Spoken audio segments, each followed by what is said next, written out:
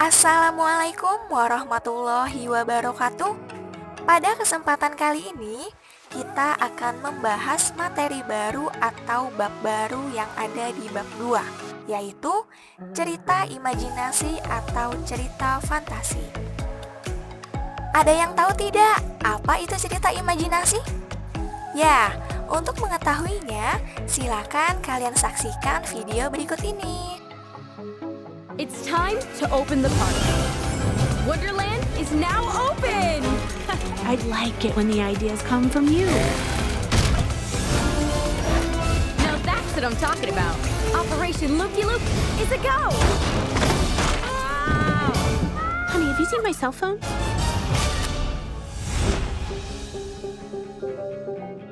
Where did your model go?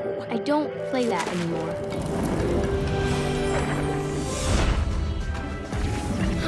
Hey, get back here! Seriously?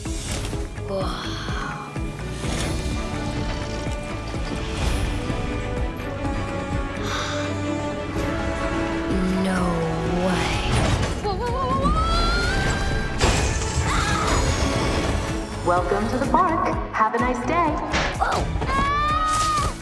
How is this possible?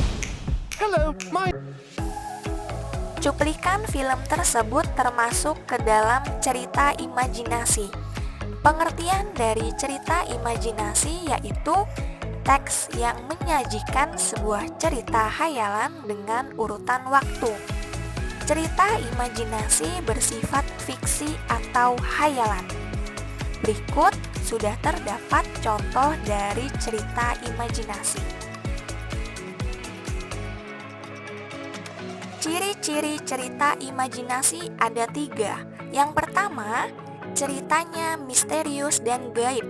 Maksudnya di sini yaitu kemisteriusan dan kegaibannya tidak ditemui dalam dunia nyata. Kedua, menggunakan lintas ruang dan waktu di dalam ceritanya. Maksudnya yaitu sebuah cerita imajinasi mengalami kejadian yang bisa melihat atau menembus dimensi ruang dan waktu pada zaman dahulu dan zaman yang akan datang. Ketiga, tokohnya memiliki kesaktian atau keunikan. Jadi, pada cerita fantasi atau cerita imajinasi, setiap tokoh atau pemainnya diberikan watak atau ciri yang unik dalam kehidupan sehari-hari. Dan para tokohnya mengalami peristiwa yang misterius yang tidak terjadi pada kehidupan sehari-hari. Selanjutnya, terdapat unsur-unsur cerita imajinasi. Yang pertama, tema. Tema adalah ide yang paling menjadi acuan dalam sebuah cerita. Tema di sini bukan judul cerita, tetapi isi dari keseluruhan ceritanya. Pada cerita imajinasi, tema yang diangkat biasanya magic, kemisteriusan, dan masa depan.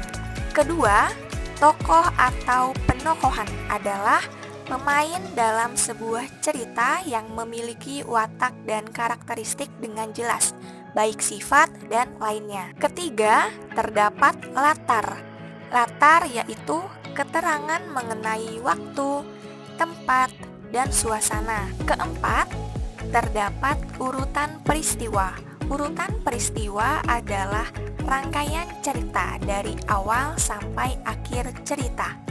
Tahapannya ada 3. Pertama, tahapan awalan cerita.